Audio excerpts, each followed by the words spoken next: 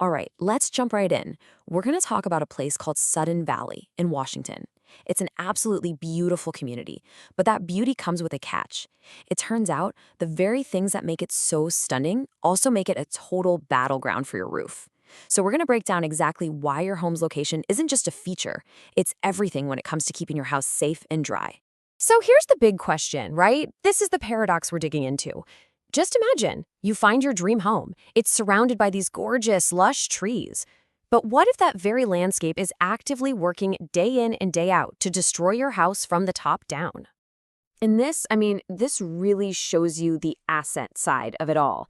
Sudden Valley is just idyllic. You've got these incredible, towering evergreen trees, winding roads, and beautiful homes just nestled right into the hills.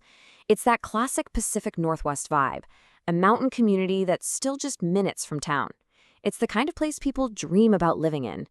But that dream can quickly become a serious maintenance nightmare.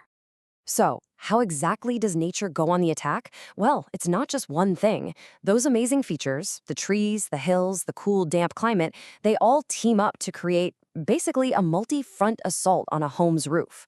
Okay, so the very first challenge is just getting to the house. Look at this.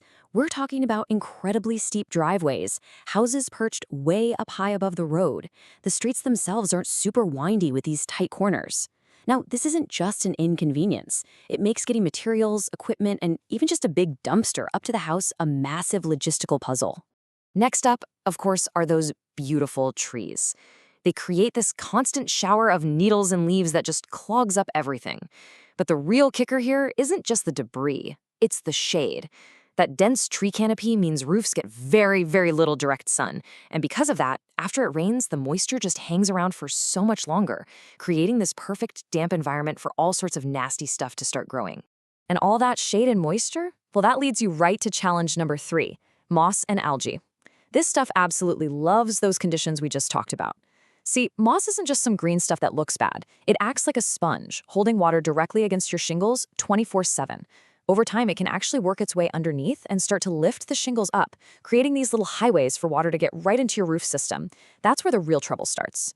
And finally, let's talk about the gutters.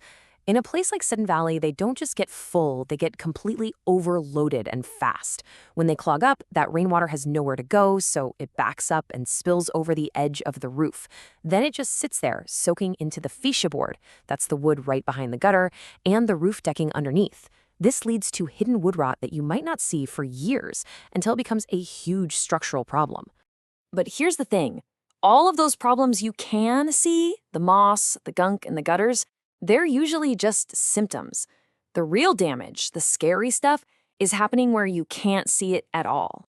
You know, the source material had this quote that really stuck with me, so I want to pause on it. If you can see a roofing problem, it is often only the tip of the iceberg. Think about that. That little water stain on your ceiling or a few shingles missing from the roof, that usually means there's a much bigger issue that's been quietly developing for a long time. And this is exactly why. It all goes back to that combination of constant moisture, falling debris, and deep shade. It lets the damage build up slowly, silently, totally out of sight. So by the time you actually notice something is wrong inside your house, the problem underneath can be huge and hugely expensive. Okay, so that's the problem. It sounds pretty grim, I know, but for a problem this specific, you need a really specialized solution. You can't just patch it, you need a whole new way of thinking about it. I absolutely love this metaphor.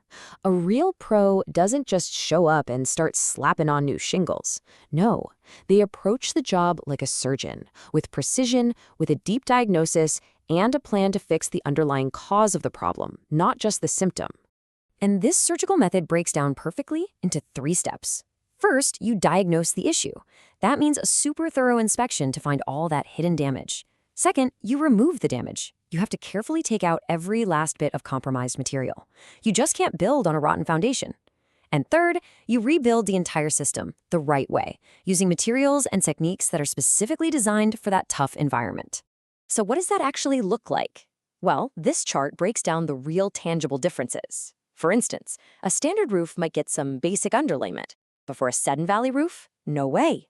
You need a top-of-the-line, totally moisture-proof system. Basic ventilation for airflow just won't cut it either. You need a system designed to work in a damp, cool climate. And standard gutters, they're gonna fail. You have to pay special attention to drainage and ongoing maintenance. So, what's the big takeaway from all of this? It's a pretty powerful reminder that when it comes to something as critical as your roof, one size absolutely does not fit all. And this slide just nails it.